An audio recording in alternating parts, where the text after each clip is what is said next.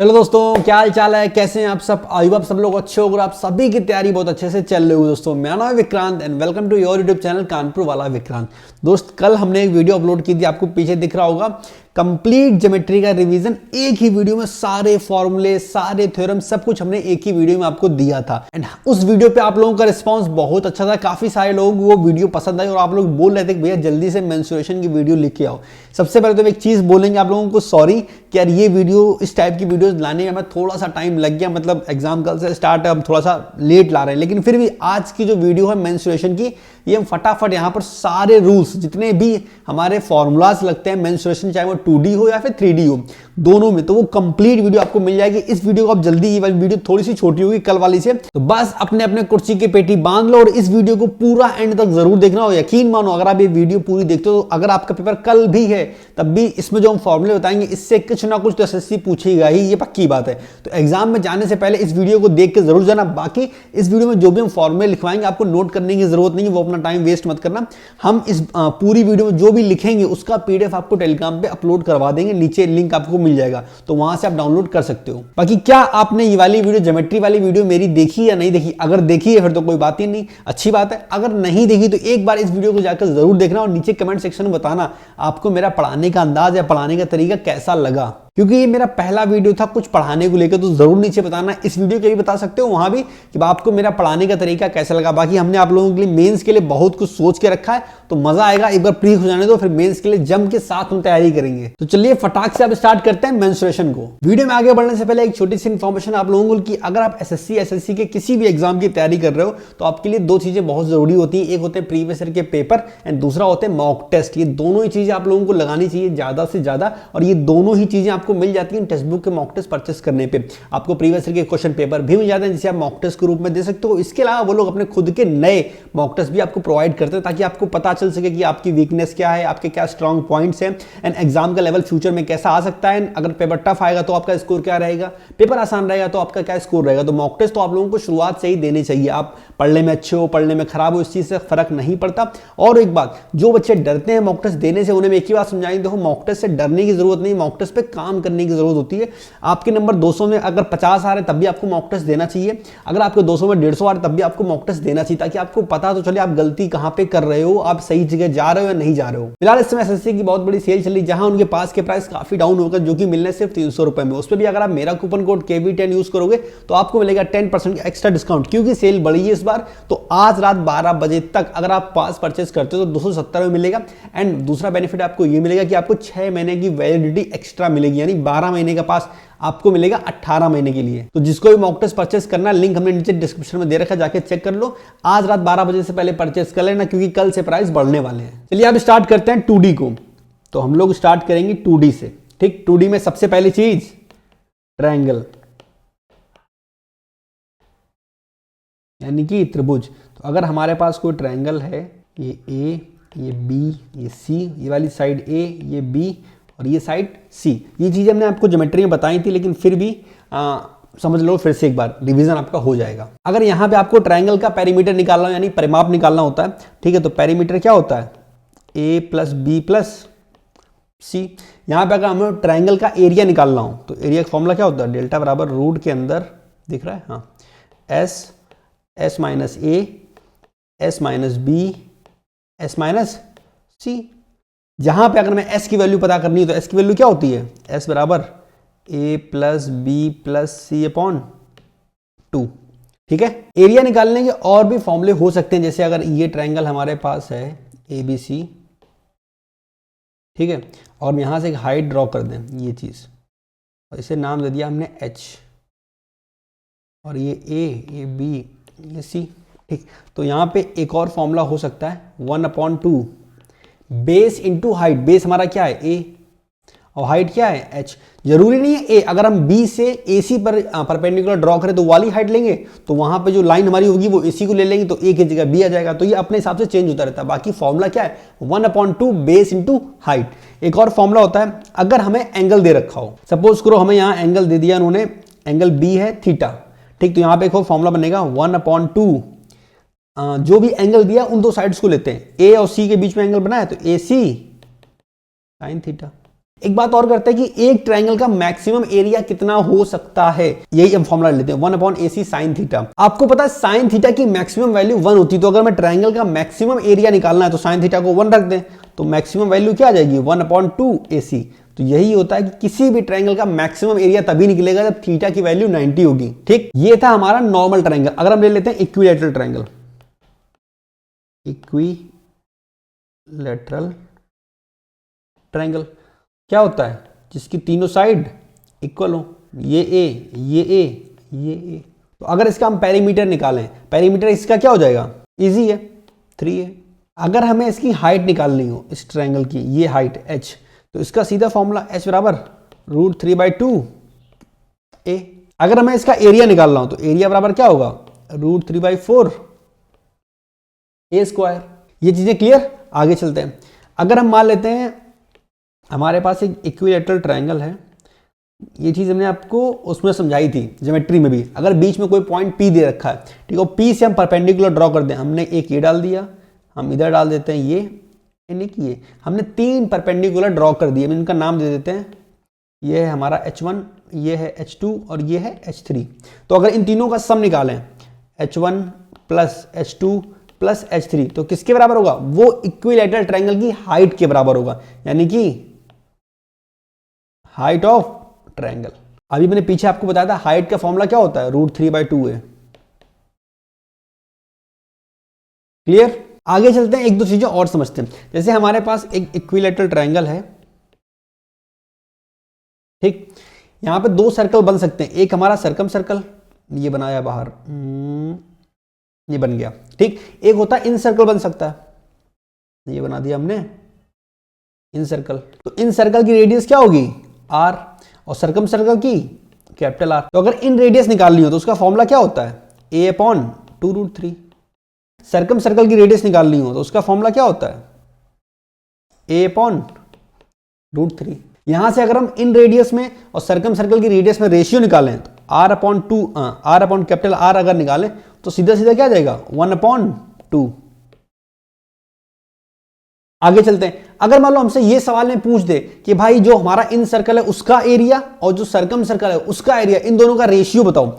इसे जरा ऊपर लिया जाता है थोड़ा सा, इधर साइड में दिख रहा है ना, हाँ ठीक है। तो अगर हमसे एरिया का रेशियो पूछा जाए तो ये हो जाएगा हमारा इन सर्कल का एरिया अपॉन सर्कम सर्कल का एरिया, एरिया को ए से डिनोट कर रहे हैं, बराबर। तो सीधा सीधा इन सर्कल का एरिया r का square upon circum circle capital R का स्क्वायर। तो एरिया का रेशियो क्या होगा 1/4। क्लियर, आसान है। आगे बढ़ते हैं। अगर हमारे पास कोई बड़ा सा ऐसा ट्रायंगल दे रखा हो, ऐसा कुछ, ठीक, और इस ट्रायंगल में 2 सर्कल बनाए गए हो अंदर, एक सर्कल हमारा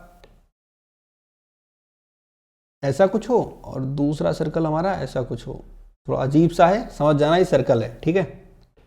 इसकी रेडियस हम मान लेते हैं r1 और इसकी रेडियस r2। तो अगर आपसे बोल दे कि भाई r1 और r2 में रेशियो बताओ, तो ये रेशियो हमेशा क्या होगा 1/3। इंपॉर्टेंट है, ध्यान रखना है इसका। क्लियर, चलिए आगे चलते हैं। अब अगला हम ट्रायंगल ले लेते हैं आइसोसेलेस। आइसोसेलेस ट्रायंगल, आइसोसेलेस आपको पता होगा, ऐसा ट्रायंगल जिसकी 2 साइड बराबर होती हैं तो उसे बोलते हैं आइसोसेलेस। तो अगर हम इसे ले लें A तो ये भी A, लास्ट वाली साइड B, क्योंकि यहाँ पे 2 साइड बराबर है तो एंगल भी बराबर होंगे, इसे बोल देते हैं थीटा, ये भी थीटा, इसे मान लेते हैं अल्फा, नाम दे देते हैं A, B और C। अगर हमें इसका एरिया निकालना हो तो एरिया क्या हो जाएगा 1/2a² टाइम अल्फा। यहां से अगर हम एक हाइट ड्रॉ कर दें, ये इस हाइट को बोल दें हम h, तो ये भी हो सकता है कि 1/2b/h, ये भी एक तरीका है एरिया निकालने का। अच्छा, अगर हमें इसमें h की वैल्यू निकालनी है, मान लो हमें h की वैल्यू नहीं पता, a और b की वैल्यू पता है, तो आपको दिखाई पड़ रहा है ये 90 डिग्री है, ठीक। तो यहाँ पाइथागोरस थ्योरम लग जाएगी, तो क्या होगी रूट के अंदर a² - b²/4। तो यहां से आप h की वैल्यू भी निकाल सकते हो। अगर आपको इतना पता है कि ट्रायंगल का एरिया 1/2 बेस इंटू हाइट होता है तो आप ये इजीली कर पाओगे, रटने की जरूरत नहीं है इसे। बाकी ये जो साइन अल्फा वाला ये याद कर लेना कि भाई 2 साइड हो, बीच का एंगल दे रखा तो 1/2 AB sin थीटा होता है, वही सेम यहां लग गया जो पहले समझाया अभी। आगे आपको ले चलते हैं राइट एंगल ट्रायंगल में। राइट एंगल ट्रायंगल, ये ट्रायंगल है, ये हमारा परपेंडिकुलर, ये बेस और ये हाइपोटेनियस, ये एंगल हमारा 90 का है। पेरीमीटर पूछेगा तो P plus b plus h. अगर आपसे पूछ दे इसका एरिया तो 1/2 बेस इंटू हाइट, बेस हमारा क्या है B, हाइट कितनी यहाँ पे है P, तो ये हमारा निकल आया एरिया। अगर यहाँ आपसे इन रेडियस पूछ दे कि भाई इसकी इन रेडियस क्या होगी, इन रेडियस के लिए easily P plus b minus h upon 2। Circum circle की रेडियस अगर याद करनी हो तो R बराबर क्या होगा, याद को हमने पढ़ाया था आपको ज्योमेट्री में कि हमेशा सर्कम सेंटर कहाँ होता है, हाइपोटेनस के मिड पॉइंट पे, तो वो क्या हो जाएगा H अपॉन 2, कुछ करना ही नहीं है। तो अगर आपको ये फॉर्मूले पता है तो आप तुरंत आंसर निकाल दोगे, कुछ सोचने की जरूरत नहीं है। सवाल आया, आपने फॉर्मूला आपको याद था, आपने लगाया, सीधा आपका आंसर। एक और सवाल आता है कि भाई एक ट्रायंगल के अंदर हमने एक स्क्वायर को बना दिया है, तो बताओ उस स्क्वायर की भुजा क्या होगी या फिर उस स्क्वायर का एरिया क्या होगा, वो समझो। जैसे हमारे पास एक ये ट्रायंगल है, ठीक है, एंड इसके अंदर ये यहाँ पे स्क्वायर बना हुआ है, वो आपसे बोल देगा कि भाई ये जो स्क्वायर बना है इसका एरिया बताओ या फिर इसकी साइड बताओ कि इसकी साइड क्या होगी। ट्रायंगल का नाम हमने दे दिया ABC, ठीक। अगर इस ट्रायंगल का बेस हम बेस मान लेते हैं B और इस ट्रायंगल की हाइट मान लेते हैं, क्योंकि ये सारी चीजें आपको दे रखी होंगी H, ठीक। तो अगर आपसे स्क्वायर की साइड पूछी जाए तो साइड निकालने का सीधा सा formula B into h upon b plus h. तो ये चीज क्लियर होगी। देखो एक बात बता दें, ये जो मैं ट्रायंगल के अंदर स्क्वायर बनाया है इसको नाम दे देते हैं PQR और S। ये जो PQR स्क्वायर है, ठीक, ये मैक्सिमम है, मतलब ट्रायंगल में इससे बड़ा स्क्वायर बन नहीं सकता। तो सवाल ऐसे बोला है कि एक ट्रायंगल है, उसके अंदर एक मैक्सिमम साइज का हमने स्क्वायर बनाया है, उसका एरिया बताओ या फिर उसके साइड बताओ। तो साइड निकाल लोगे B into h upon b plus h. ये तो बात होगी नॉर्मल ट्रायंगल की। अगर मान लो ऐसा कुछ सवाल बोल दे कि हमारे पास एक राइट एंगल ट्रायंगल है, ठीक, राइट एंगल ट्रायंगल, और इसमें इस हिसाब से बनाया गया है एक स्क्वायर, इसे ए बोल दें, B इसे C, ठीक। सवाल आपसे ऐसा कुछ बोल दे कि भाई हमारे पास एक ABC राइट एंगल ट्रायंगल है, उसके अंदर हमें एक मैक्सिमम साइज का स्क्वायर बनाया है जिसकी एक साइड हाइपोटेन्यूज पे हो, या फिर यही बोल सकते हैं कि जिसके दो कोने एक परपेंडिकुलर पे हो एक बेस पे हो। तो इस टाइप में सवाल आपसे पूछा जा सकता है और इसका नाम दे दें हम PQR और S, ठीक। तो अगर हमें इस स्क्वायर की साइड निकालनी है या फिर एरिया निकालना, अगर साइड निकल आएगी तो जाहिर सी बात है एरिया भी आसानी से निकल आएगा। तो हमें क्या निकालना है, इसकी साइड। कि अगर हमें इसकी साइड पता चल जाए, हम मान लेते हैं उसे x, तो चारों x हो गई। बात करें अगर हम इसके परपेंडिकुलर की, तो इसे मान लिया हमने a, ठीक। अगर हम बेस की बात करें तो वो b हो गया एंड हाइपोटेनियस हमारा c हो गया। क्लियर। तो यहां से अगर हम साइड निकालें, हम x की वैल्यू निकालें, तो सिंपल सा एक फॉर्मूला याद रखो दिमाग में, ABC upon A square plus B square plus AB। याद रहेगा ये फॉर्मूला। तो कुछ आपको नहीं करना, सीधा सीधा ये फॉर्मूला लगा देना और आपको मिल जाएगी इस स्क्वायर की साइड, और उससे आप बाद में एरिया भी निकाल सकते हो। अच्छा, इसे निकालने का एक और तरीका है, वो आगे समझाते हैं। हमारे पास फिर से एक राइट एंगल ट्रायंगल है, ये रहा, ठीक, और इसके अंदर हमने फिर से एक बनाया है स्क्वायर, ये ऐसा कुछ, ठीक। देखने में स्क्वायर नहीं लग रहा है लेकिन स्क्वायर ही है, ठीक। अब आपसे फिर से एक और तरीका हम बताते हैं आपको जिससे आप इसकी साइड निकाल सकते हो। अगर ये दूरी, इसे हम P बोल दें, इसे Q, इसे R, इसे S। अगर हम बोले AQ है हमारे पास A और RC है B, और इसकी साइड हम ले लेते हैं क्या, X। तो X की वैल्यू क्या होगी, यानी कि ये वैल्यू है A, ये वैल्यू है B, तो X की वैल्यू हमेशा क्या होगी, रूट के अंदर AB। तो जिस हिसाब से सवाल आपसे पूछा जाए उसी हिसाब से आप उसका आंसर निकाल सकते हो। अगर ये वैल्यू दे रखी है तो x बराबर रूट ए भी निकाल सकते हो, या फिर अगर आपको परपेंडिकुलर है, बेस और हाइपोटेनस वो सब दे रखा है तो ABC upon A square plus B square plus AB, उससे भी निकाल सकते हो। लेकिन ये फॉर्मूले आपको याद होने चाहिए, क्योंकि अगर एग्जाम में आ गया तो फिर दिक्कत हो जाएगी। समझ में आ गया। आगे बढ़ते हैं और अब समझते हैं सर्कल को। सर्कल कैसा था, चलो आज गोल बना देते हैं। आप लोगों की मोहब्बत में एक गोल सर्कल बनेगा, तो बन गया गोल, ठीक। ये हमारे पास एक सर्कल है, इसमें बीच में कहीं O पॉइंट है और ये इसकी R क्या है, रेडियस। तो बेसिक बातें, अगर हमें इसका एरिया निकालना हो तो बताया था हमने theta by 360 pi r square. Geometry समझा रखा, थीटा मतलब ये वैल्यू, तो ये यहाँ पे क्या होती है 360, तो इसीलिए हम लोग उसको बोलते हैं नॉर्मल। एक सर्कल है उसका एरिया होता है पाई आर स्क्वायर। अगर हम इसकी परिधि निकालनी यानी सर्कमफ्रेंस, तो हमसे सी से डिनोट कर रहे हैं, परिधि निकालनी हो तो क्या होती है 2 पाई आर। अगर हमारे पास एक सर्कल आधा है, तो मान लो ऐसा कोई सर्कल है यहाँ से लेके यहाँ तक और ये इसका पॉइंट है, तो इसकी अगर सर्कमफ्रेंस हमें निकालनी हो तो क्या होगी, यहाँ से यहाँ तक की सर्कमफ्रेंस क्या हो जाएगी, ये चीज़। ये हमारी हो जाएगी पाई आर, प्लस ये दूरी जब जोड़ोगे तो क्या हो जाएगी 2r, तो यहाँ से r कॉमन ले लो, r कॉमन लिया, पाई प्लस 2, ये हमारी सरकमफ्रेंस हो गई। एरिया की अगर बात करें तो एरिया हाफ हो जाता, सिंपल सा तो हो जाएगा पाई आर स्क्वायर बाई 2, ये हमारा एरिया हो गया। आगे चलते हैं, हमारे पास एक छोटा सा चाप या त्रिज्यखंड, इंग्लिश में बोले तो सेक्टर है ये, इसका एंगल है थीटा, इसका अगर आपसे एरिया पूछते हैं तो थीटा बाई 360 बताया था, हम मान लेते हैं थीटा की जगह इसे ले लेते हैं यहाँ पे 60, ठीक है। तो एरिया क्या हो जाएगा 60 बाई 360 पाई आर स्क्वायर, ये कितनी बार जाएगा 6 बार, तो हो जाएगा पाई आर स्क्वायर अपॉन 6, ये हमारा एरिया आ गया। क्लियर। अगर अब इसकी सरकमफ्रेंस निकालनी हो, अच्छा आर ये है, आर का मतलब इसकी रेडियस, तो अगर हमें इसकी सरकमफ्रेंस निकालनी हो तो कैसे निकालेंगे? तो सबसे पहले हमें निकालनी पड़ेगी इसके चाप की लंबाई, ये जो ये है चाप, ये कितना है, तो इसकी लंबाई निकालने के लिए फॉर्मूला हम आपको बता रहे हैं, theta by 360 into 2 pi are.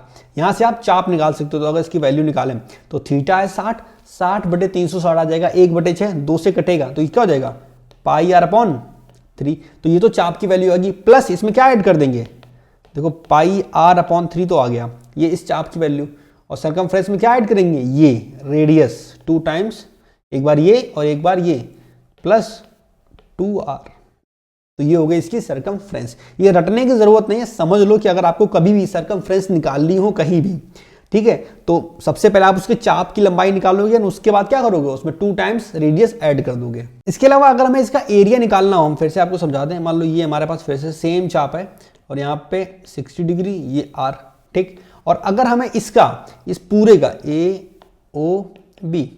AOB का एरिया निकालना, तो अभी हमने पीछे निकाला था पाई आर स्क्वायर बाय 6 आया था, ठीक, लेकिन एक और दूसरा तरीका है, उससे भी निकाल सकते हैं। अगर इस चाप की लंबाई हमें पता हो, ये हम मान लेते हैं इसकी लंबाई हमारे पास L है, तो एरिया क्या आ जाएगा, यहाँ से एरिया बराबर 1/2 इंटू L इंटू आर। एक ये भी तरीका है, अगर आपको चाप की लंबाई ऑलरेडी दे रखी हो तो निकाल सकते हो, बाकी हम आपको समझा दें, चाप की लंबाई दे रखी हो तब भी आप वो सरकमफ्रेंस का फॉर्मूला लगा के वहां से भी निकाल सकते हो, लेकिन अगर आपको सीधा सीधा फॉर्मूला पता है तो झंझट में पढ़ना नहीं पड़ेगा, L इंटू आर किया, डिवाइड कर दिया 2 से, आंसर आपका आ गया एरिया का।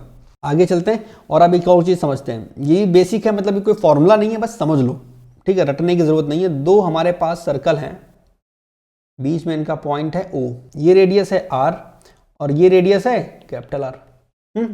हमसे बोलते भाई चारों तरफ जो रास्ता है, ये रास्ता, हमें इसका एरिया बताना है, हमें इस रास्ते का एरिया उसने पूछ दिया कि भाई इसका रास्ता बताओ, तो अगर हमसे बोलते इस रास्ते का एरिया बताओ, तो हम कुछ भी नहीं करना, सिंपल बड़े वाले में से छोटे वाले को माइनस कर दो, हमारा आंसर आ जाएगा। तो अगर हम एरिया निकालें तो बड़े वाले की रेडियस है R, capital R, pi r square, minus छोटे वाले की पाई स्मॉल आर स्क्वायर, तो रास्ते का पाई कॉमन ले लो, r square minus r square. तो इसे याद करने की जरूरत नहीं है, समझ लो ताकि फ्यूचर में आप कर पाओ सवाल को। अगर कभी आपसे इस पथ, ये जो पथ बना हुआ है यहाँ की, इसकी चौड़ाई बोल दे कि बताओ भाई ये जो रास्ता हमने बना दिया है इसकी चौड़ाई क्या होगी, तो इजिली ये पूरी कितनी है R और ये कितनी है स्मॉल r, माइनस कर दो। अगर आप बड़े में से छोटा निकाल दोगे तो ये रास्ता, ये वाला रास्ता आपको मिल जाएगा। यहाँ पे एक बात और आपको बता दें, अगर सवाल में ऐसा कुछ पूछा जाता है कि भाई एक साइकिल का पहिया है वो घूम रहा है, तो अगर कोई भी पहिया एक बार पूरा घूमता है तो वो अपनी सरकमफ्रेंस के बराबर दूरी कवर करता है, ध्यान रहेगा। आगे चलते हैं और एक और चीज समझाते हैं। एक मजेदार चीज समझो, जैसे मान लो हमारे पास कोई लाइन है ऐसी, ठीक, और हमने एक सर्कल ड्रॉ कर दिया, ठीक है, और एक दूसरा सर्कल ड्रॉ कर दिया ऐसा, और इन दोनों के बीच में हमने एक छोटू सा सर्कल और ड्रॉ कर दिया ऐसा, दिख रहा है सबको साफ साफ, ठीक। अगर हम मान लें इसका पॉइंट है A, ये सेंटर, ठीक, ये हमारी C मान लेते हैं और इस बड़े वाले को हम मान लेते हैं B, तो एक रिलेशन बनता है इन तीनों सर्कल की रेडियस में। रिलेशन क्या है, 1/√C बराबर 1/√A प्लस 1/√B।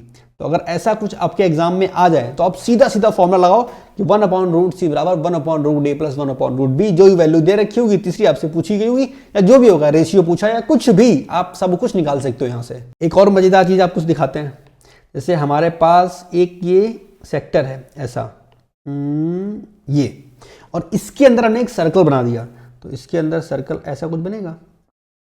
ठीक, ये इसका पॉइंट है और ये है रेडियस इसकी आर, और इसको सेक्टर है, इसकी रेडियस हम मान लेते हैं यहाँ पे ए मान लो। ठीक है, तो अगर आपसे बोला जाए कि एक सेक्टर है उसके अंदर हमने एक पूरा सर्कल बनाया है, तो उस सर्कल की रेडियस बताओ। तो जो अंदर वाला सर्कल है ये रेडियस अगर आपसे पूछी जाए तो आप क्या निकालोगे? सीधा सीधा फॉर्मूला √2 - 1 इंटू ए, आंसर। जहां पे ए क्या है? जो हमारा सेक्टर है उसकी रेडियस है। आगे बढ़ते हैं, समझते हैं क्वाड्रिलेटरल को। तो एक नॉर्मल क्वाड्रिलेटरल यानी एक नॉर्मल सा चतुर्भुज है जिसकी 4 भुजाएं हैं ABCD। ठीक, और हमने क्या किया, एक डायगोनल BD को मिला दिया। ए से अगर हम परपेंडिकुलर ड्रॉ कर देंगे Q और इसे कर दें P, ये परपेंडिकुलर है, ये परपेंडिकुलर है। तो अगर हमसे बोला जाए भाई ABCD का एरिया निकालो, तो हमें दिखाई पड़ा यहाँ पे 2 ट्रायंगल, एक ये ट्रायंगल है, एक ये ट्रायंगल है। हम अलग अलग ट्रायंगल का एरिया निकाल के ऐड कर दें, तो अगर हम इसका एरिया निकालें तो पहले वाले ट्रायंगल में 1/2 ये ले लेते हैं हम AQ इंटू BD, प्लस दूसरा ट्रायंगल 1/2 CP या PC इंटू सेम फिर से आ जाएगा BD। तो यहां से मैं एक चीज 1/2 BD कॉमन ले लें तो क्या होगा, AQ प्लस PC। यही हमारा क्या हो गया, एरिया। सिंपल है कि 2 ट्रायंगल में डिवाइड कर दिया, दोनों ट्रायंगल का एरिया हमने अलग अलग निकाल दिया हाइट ड्रॉ करके। क्लियर? आगे बढ़ते हैं और समझते हैं स्क्वायर को।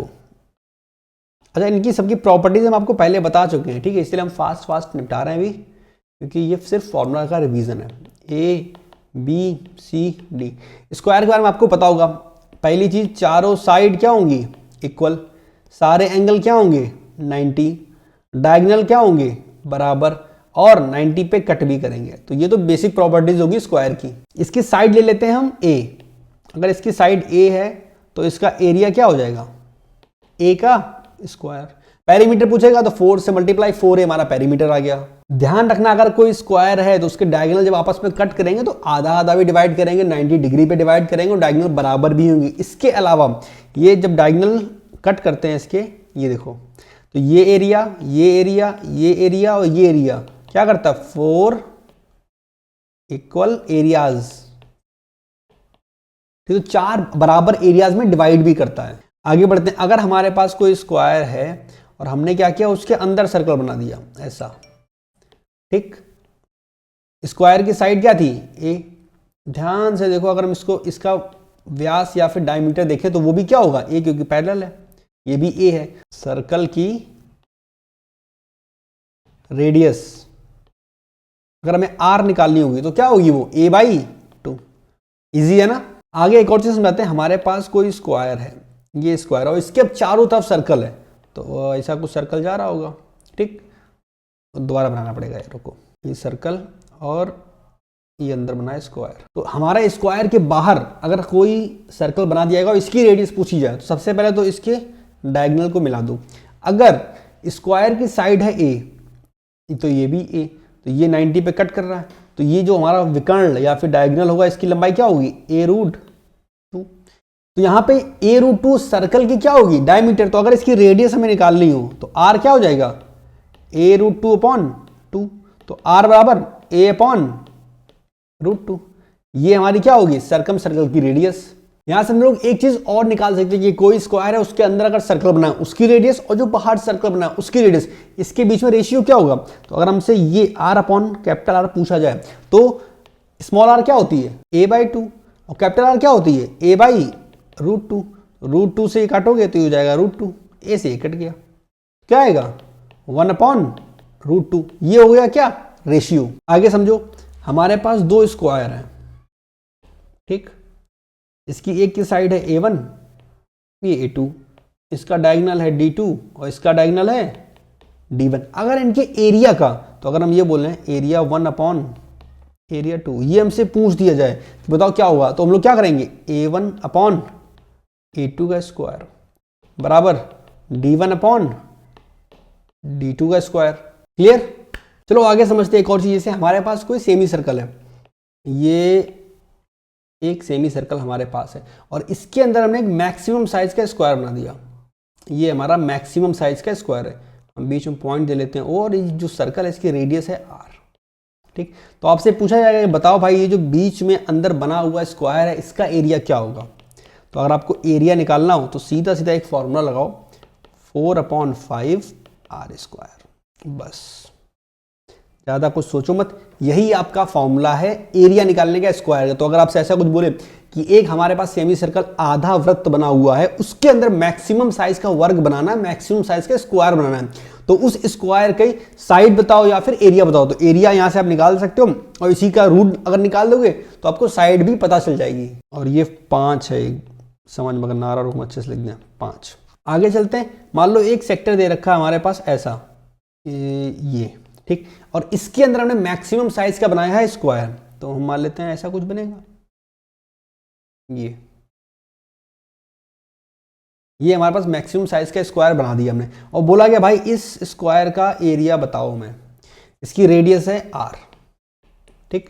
तो यहां पे क्या होगा एरिया, तो ये रटने वाली चीजें रट डालो, ज्यादा सोचो मत कि हम भूल जाएंगे, लिख लिख के याद करो, याद हो जाएगा।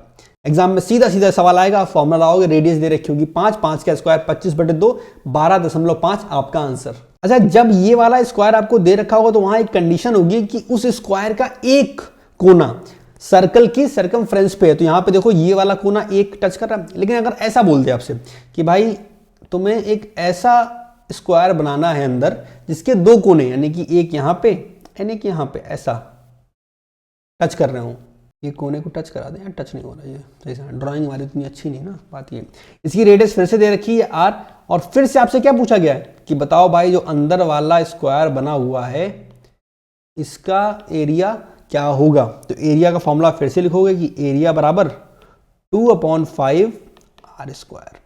आंसर समझ लो दोनों में डिफरेंस क्या है। देखो पिछले वाले में जो स्क्वायर है उसका एक साइड, एक कोना किस पे है, सरकमफ्रेंस पे, लेकिन इस वाले में 2 कोने हैं। तो एग्जाम में जब सवाल आएगा तो आपसे बोलेगा, वो आपको साफ साफ बोला है कि मैक्सिमम स्क्वायर बनाओ जिसके 2 कोने सरकमफ्रेंस पे होने चाहिए, या फिर एक कोना सरकमफ्रेंस पे होना चाहिए। तो अगर 2 कोने बोलेगा तो ये फॉर्मूला लगाओगे, और एक कोना बोलेगा तो ये फॉर्मूला लगाओगे। क्लियर, चलो आगे बढ़ते हैं। अब भाई फूल पत्ती बनाने का समय आ गया। हमारे पास है एक ये स्क्वायर और इसके अंदर एक मस्त सी पत्ती बनानी है। हमारी आर्ट उतनी अच्छी नहीं है, बता रहे ना आपको, लेकिन आपको पत्ती बनानी, ये पत्ती बनी है ठीक। और ये इसका आपसे एरिया पूछा जाए कि बताओ एरिया क्या होगा। अगर स्क्वायर की साइड है ए, तो बताओ भाई ये फूल पत्ती है, इसका एरिया क्या होगा। तो आपको पता है क्या होगा, एरिया होगा 4/7 ए स्क्वायर। रट लो भाई से, कुछ मत सोचो, डेरिवेशन प्रूव करना कुछ नहीं, अभी के लिए रट डालो 4/7 ए स्क्वायर। एग्जाम आ जाए सीधा सीधा आंसर मारो, आगे बढ़ो। अब मान लो उसने बोला कि फूल पत्ती बड़े लेवल की उसे चाहिए, तो हमारे पास इस बार थोड़ा अलग लेवल की फूल पत्ती है। जैसे उसने बोला ऐसा करके कुछ बना हुआ है, ये फिगर समझना, ये यहाँ पे टच हो रहा है और ये यहाँ पे टच हो रहा है ठीक। हमारी आर्ट कुछ ज़्यादा ही अच्छी है।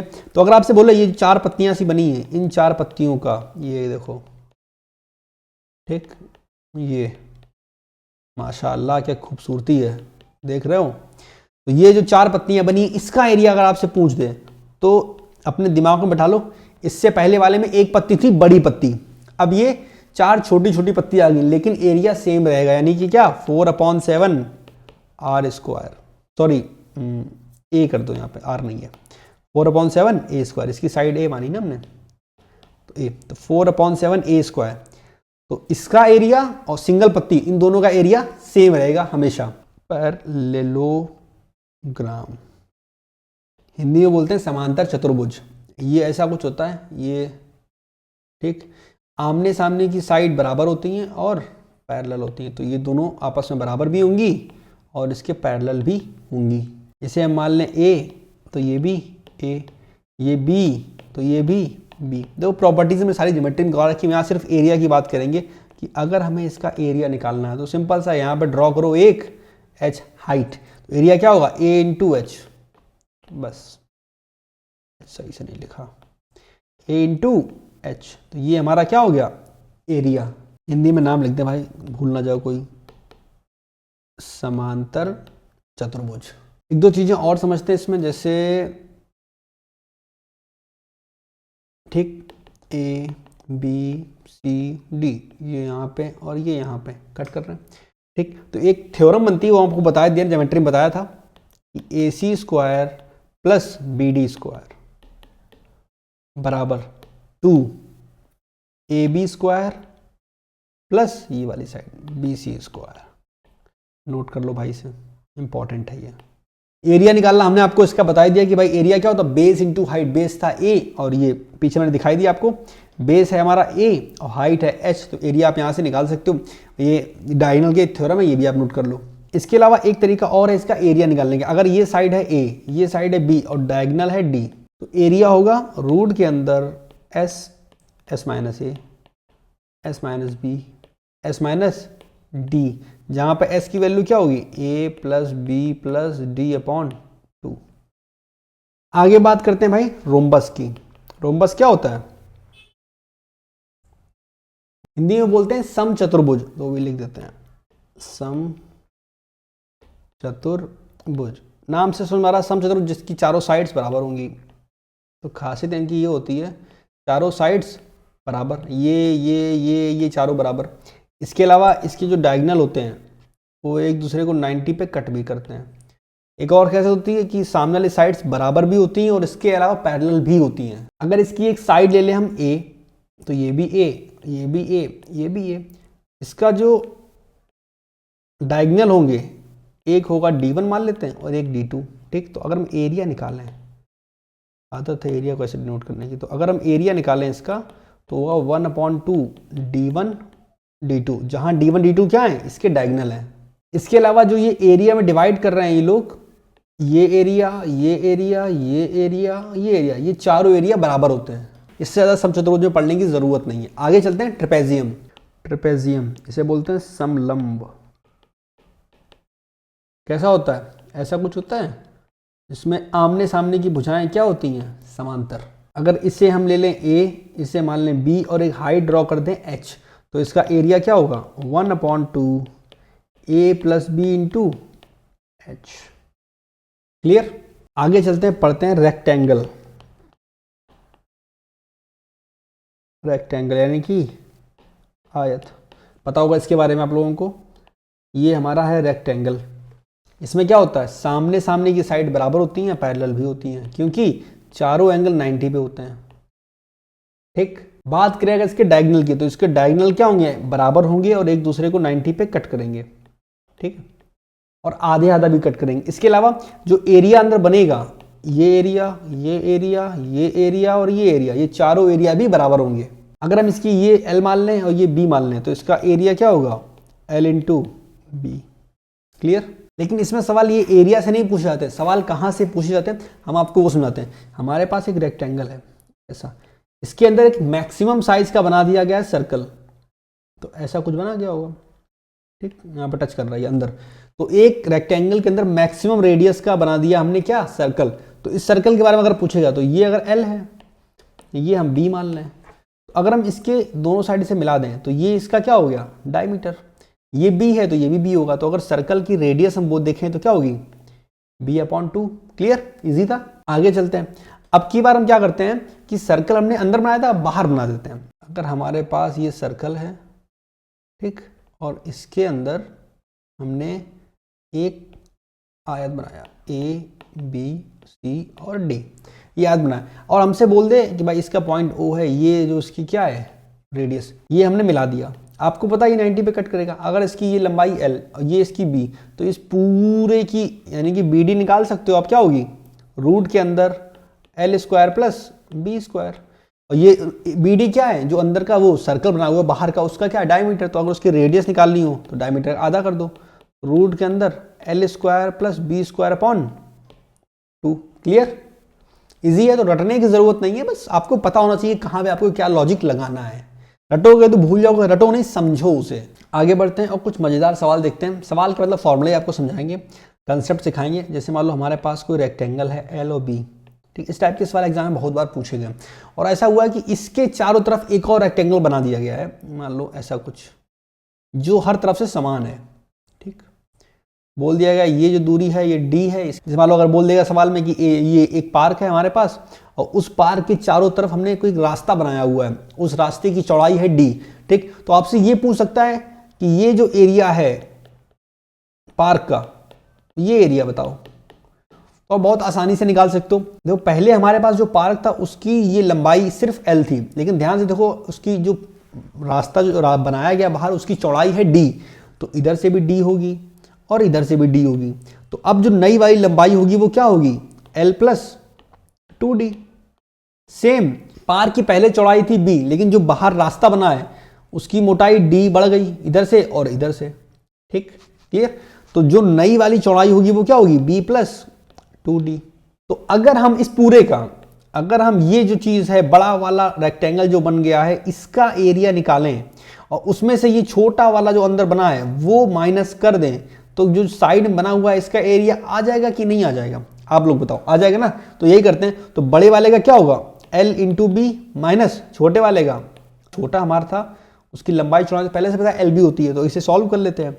L प्लस 2D इधर और B plus 2D minus LB। इसे जब आप सॉल्व करोगे तो आएगा 2D L plus B plus 2D। ये आपका आ जाएगा जो बाहर रास्ता बनाया गया उसका क्षेत्रफल। लेकिन आपको ये याद करने की जरूरत नहीं है, आपको पता होना चाहिए। ये याद करने की जरूरत नहीं, बस समझ लो कि अगर इस टाइप के सवाल आ गए तो आपको कैसे करने हैं। पहले कभी तक हो रहा था कि हमने पार्क के बाहर या पार्क के अंदर रास्ता बनाया, अब भाई कुछ बड़े लोग आ गए, इन्होंने कहा हम तो बीचों बीच रास्ता बनाएंगे। तो ऐसा कुछ पार्क है और इन्होंने ऐसा रास्ता बनाया है। पता नहीं भाई पार्क के बीच में ऐसा रास्ता कौन बनाता, खराब कर दिया, धज्जियां उड़ा दी तुमने टहलने के लिए, साइड्स में गोला गोला हम टहलते रहते हैं, जगह खराब कर रहा हूँ। खैर अब इन्होंने बोला भाई ये पार्क बना लिया हमने और इसका हमें एरिया बताओ, ये जो बीच में रास्ता बन गया है इसका एरिया बताओ। पार्क की लंबाई L दे रखी है, चौड़ाई B दे रखी है, और ये जो रास्ता है इसकी मोटाई हमें बोला है D, कि भाई ये जो रास्ता बनाया है हमने इसकी चौड़ाई कितनी है D, तो इसे बोल देंगे D। देखो जरा ध्यान से समझना, अपने अकल के घोड़े को दौड़ाओ कि देखो अगर हम सबसे पहले सिर्फ इतने का एरिया निकालें, देखो ध्यान से ये एरिया, ये वाला पहले लेते हैं, ये वाला अगर एरिया निकालें सिर्फ इतना, तो इसकी लंबाई है L और चौड़ाई क्या है ये D, तो इसकी लंबाई चौड़ाई क्या आ जाएगी L into D। Clear. Plus अगर हम इस चीज को, इसका एरिया निकालें, इसका ये जो साइड में बना हुआ है, ठीक, ये इसकी चौड़ाई क्या है B, ये देखो B दे रखी है, और इसकी मोटाई उसने पहले बोल रखा है कि जो रास्ता है उसकी चौड़ाई D है। तो अगर इसका हम एरिया निकालें तो लंबाई गुणा चौड़ाई, तो क्या आ जाएगा B इंटू D। ठीक, अब समझो फिर से, आपने क्या किया, पहली बार में हमने इसका एरिया निकाला, दूसरी बार में हमने इसका एरिया निकाला, जिससे हुआ क्या कि जो बीच का एरिया है ये वाला हिस्सा, इसका एरिया 2 बार आ गया, तो एक बार माइनस कर देते हैं, तो इसकी ये चीज भी D है, ये चीज भी D है, माइनस D स्क्वायर। D अगर चाहो तो कॉमन ले लो, आ जाएगा L plus B minus D। ये हमारा क्या हो गया, अंदर जो रास्ता बनाया हमने उसका क्षेत्रफल। समझ गए, रटो मत, समझ लो अच्छे से। Rectangle finish. आगे चलते हैं, एक नई चीज समझते हैं, हेक्सागन। बात करेंगे रेगुलर हेक्सागन की। ठीक, होता कैसा देखने में, जिसकी 6 साइड हो, तो एक साइड अगर ऐसा, ये ऐसा, ये लालटेन टाइप का बनता है, ये हमारा बन गया क्या, इसका ये बीच में पॉइंट मान लें, तो ये हमारा है हेक्सागन। इस पे भी 1-2 सवाल आते हैं, फॉर्मूले आपको पता होने चाहिए कैसे बनता है हेक्सागन। इसकी साइड अपन ले लेते हैं A, तो अगर इसका पेरीमीटर पूछेगा वो तो 6 हो गया, इसमें तो किसी को कोई तकलीफ नहीं होनी चाहिए। बात करें इसके एरिया की, तो एरिया में ही थोड़ी सी तकलीफ हो सकती है, पेरीमीटर तो आसान है। देखो अगर हम इसके जो बीच का पॉइंट इससे मिला दें सबको, देखो ध्यान से देखते रहना, जादू होने वाला है। ठीक, जब आप मिला दोगे तो आपको कुछ चीजें दिखाई पड़ेंगी, 1 2 3 4 5 और 6। ये जब हम इसके बीच के पॉइंट को मिला देते हैं सारी साइड्स से, ठीक, तो होता क्या, ये 6 भागों में डिवाइड हो गया, और ये जो 6 भाग है ना, ये वाला ये वाला, ये सारे 6 भाग, ये सब समबाहु त्रिभुज होते हैं। 6 समबाहु त्रिभुज मिलके बनता है एक हेक्सागन। तो अगर हमें इसका एरिया निकालना है तो 6 में हम मल्टीप्लाई करते हैं एक समबाहु त्रिभुज, क्योंकि ये रेगुलर है। तो अगर हम एक समबाहु त्रिभुज का एरिया निकाल लें, उसमें बाद हम 6 से मल्टीप्लाई कर दें, तो ये हेक्सागन का एरिया आ जाएगा। सिंपल है। तो एरिया बराबर 6 इंटू एक सिंगल समबाहु त्रिभुज, यानी एक सिंगल इक्विलैटरल ट्रायंगल का एरिया क्या होता है, √3/4 A स्क्वायर। सिंपल, 2 से काटा, 2 3 6, 2 दूनी 4, तो क्या आ गया 3√3/2 A स्क्वायर। तो आपको पता होना चाहिए कि जो कभी भी हेक्सागन होता है हमेशा किससे बनेगा, समबाहु त्रिभुज से मिलके। बात करें इसके सरकम सर्कल की रेडियस की, तो कैपिटल आर हमेशा बराबर होती है इसकी साइड के, तो जो इसकी साइड होगी वही उसके सरकम सेंटर की रेडियस होगी। अगर हम बात करें इसके इन सर्कल की रेडियस की, तो यहां लिख देते हैं, उधर जगह नहीं है, तो आर बराबर क्या होता है, √3/2, ये भी समझ लो।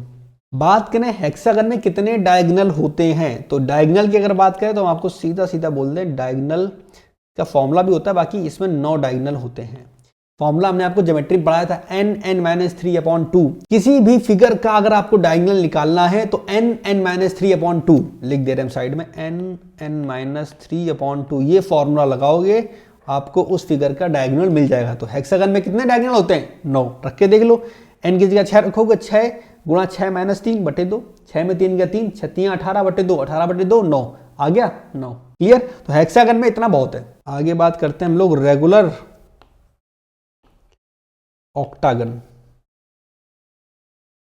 तो कुछ ऐसा होता है ऑक्टागन, अगर हम इसकी साइड मान लें ए, ठीक, तो अगर हम इसका एरिया निकालने की कोशिश करें कि भाई इसका एरिया क्या होगा, तो सीधा सीधा फॉर्मूला याद कर लो। फॉर्मूला है 2a² 1 + √2, सिंपल।